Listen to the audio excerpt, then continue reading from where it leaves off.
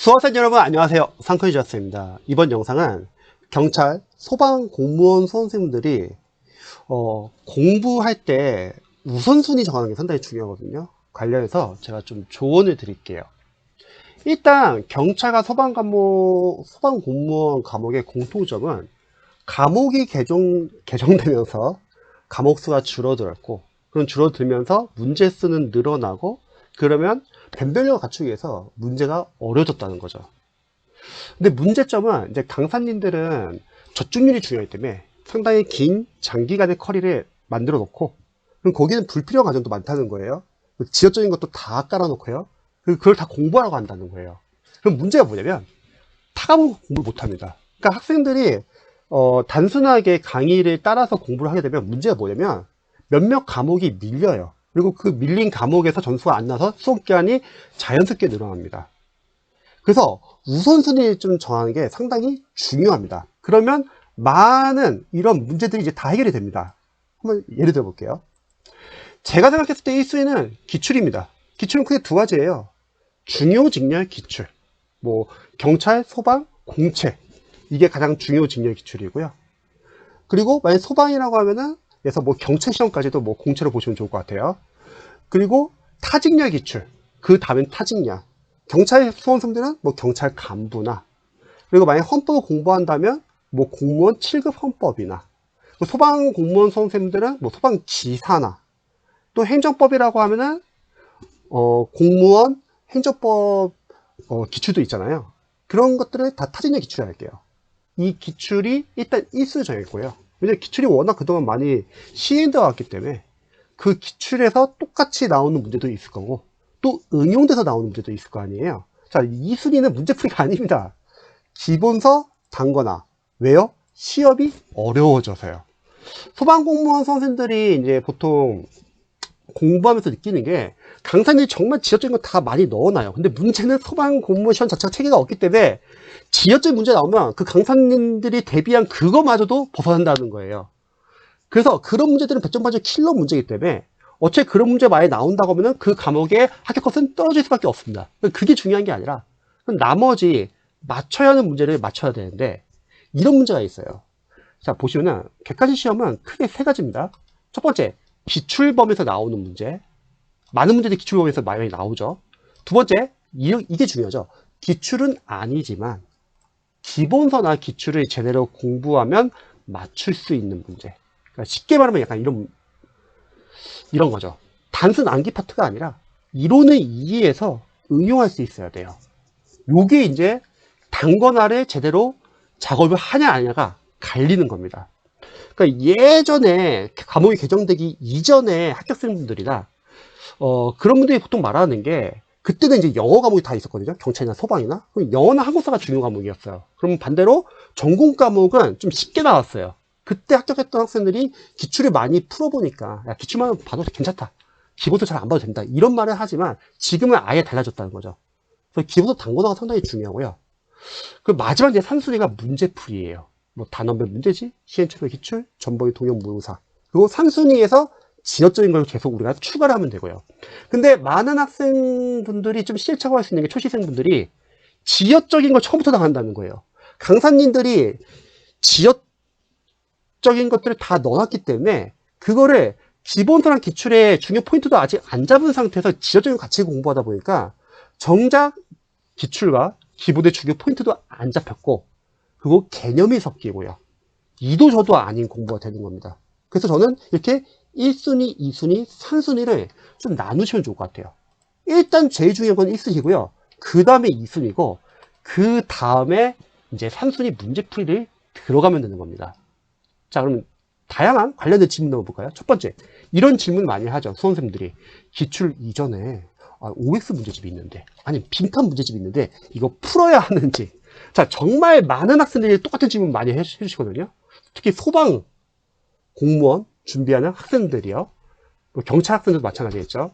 자, 이거에 대해서 좀 알려드리면은, 보통 학생들이 이걸 풀려가는 이유가 이런 이유예요. 내가 지금 제대로 공부하고 있는지, 제대로 아는지를 좀 확인하기 위해서 뭔가를 평가를 하기를 원해요.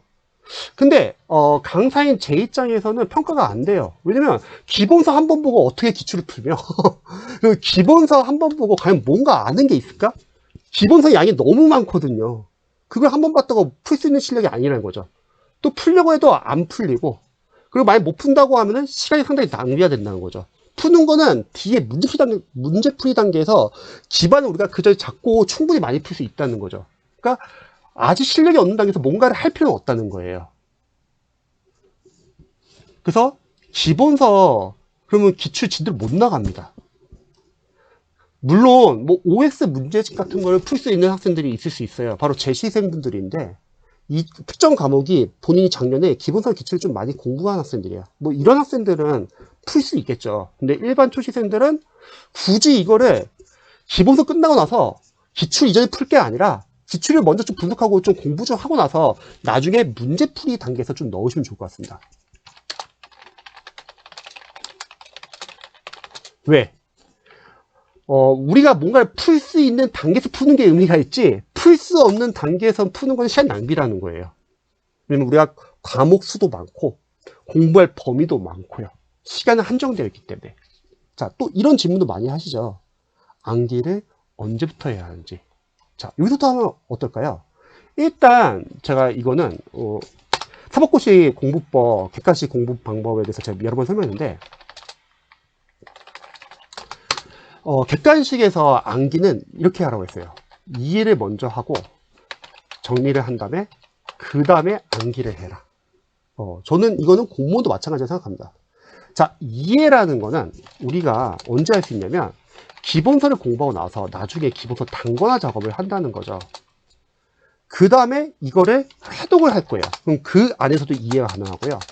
기출을 우리가 한 번 보는 게 아니라 여러 번 애내독, 기출을 분석하고 마찬가지로 해독을 할 거예요. 그럼 여기서 또 이해가 되고요. 또 관련된 단원별 문제집, 그리고 최근 중요쟁렬 시행착오 기출, 그 다음에 전범위 동형 모의고사, 그 문제집들 안에서 다양한 문제 형태로 여기서 적용 연습을 하는 거예요. 응용도 해보고요. 그러면 이해가 된다는 거예요. 그러니까 이해는 뒤에서도 충분히 가능합니다. 자, 정리는 바로 이거죠. 기본서 단권화죠. 그래서 444학법 1단계에서 우리가 기본서를 빠르게 한번 분석하고 444학법 2단계에서는 기출 3회독과 기본서 단권화를 하자고 했죠. 그러면 이제는 좀 어느 정도 기반이 잡힌다는 거예요. 기반이 잡힌다는 거는 적어도 그 과목에서 단원별로 시험에 뭐가 나온지도 알아야 되고, 그리고 시험에 나왔다고 하면은 중요 포인트의 키워드가 무엇인지, 그렇지 정보 판단이 가능하죠. 그 다음에 출제자가 의도한 한 점이 무엇인지, 그렇지 오더 패턴을 알 수 있고 나중에 선제 소급도 활용할 수 있고요. 이런 정도 실력이 돼야지 거기서 이제 문제를 풀고 거기서 암기를 하면 됩니다. 근데 초시생분들이 만약에 좀 시행착오한 게 뭐다? 암기를 처음부터 하려고 한다. 그럼 또 문제 뭐죠? 다시 기본서 기출 못 나가요. 그러니까 앞단계에서 너무 힘을 준다는 거예요. 강사님도 그렇게 하라고 하고요. 근데 강사님들의 문제점은 뭐냐면 그렇게 하면 타가보고 공부할 수 없습니다. 시간이 한정되어 있다는 거죠. 자, 세 번째, 또 이런 질문 많이 하죠. 문제풀이 가능한 수험생. 자, 문제풀이가 저든 하라고 하는 수험생도 있어요. 누구냐면 이런 두 분류의 학생인데, 첫 번째 재시생인데 그 과목에 대해서 기반이 있는 학생. 작년에 기본서 기출을 많이 공부해서 풀 수 있어요. 이런 학생들은 기출도 풀라고 하고, 그리고 문제풀이도 푸는 거예요. 아웃풋 연습을 하는 거죠. 자, 두 번째는 이건 흔치 않은 케이스인데, 초시생인데 수험 기간이 좀 여유가 많은 학생, 좀 일찍 시작하는 학생 있잖아요. 막 1년 이상 시간이 좀 많이 남았어요. 일찍 시작해가지고. 그런 학생들은 뭐 천천히 해도 되게 상관없죠. 근데 이게 아닌 대다수의 1년의 합격을 목표로 하는 학생들은 과목 수도 많고 내용도 어렵고 양이 많기 때문에 문제풀이는 좀 뒤에서 해라. 자, 마지막 질문. 경시생, 이제 소시생 분들이 이제 수험 기간이 늘어날 수밖에 없는 이유는 지역적인 부분을 너무 초반에 좀 다 같이 공부하려고 하고, 제일 큰 문제는 문제를 풀려고 하는 게 제일 커요. 문제를 풀려고 하고, 그리고 막 복습을 그날 좀 하려고 해.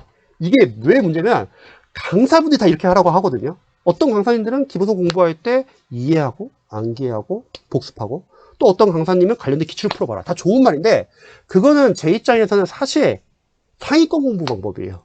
기반이 있는 재시생은 그게 가능할 수도 있어요. 왜? 재시생분들 그렇게 하는데 오래 안 걸리기 때문에. 초시생들은 가장 큰 문제는 뭐냐면요. 그러면 진도를 못 나가고요. 해독도 안 되고 제일 큰 문제 타감으로 공부 못 합니다. 강사님들은 강의를 팔기 위해서 이것저것 다 하라고 해요.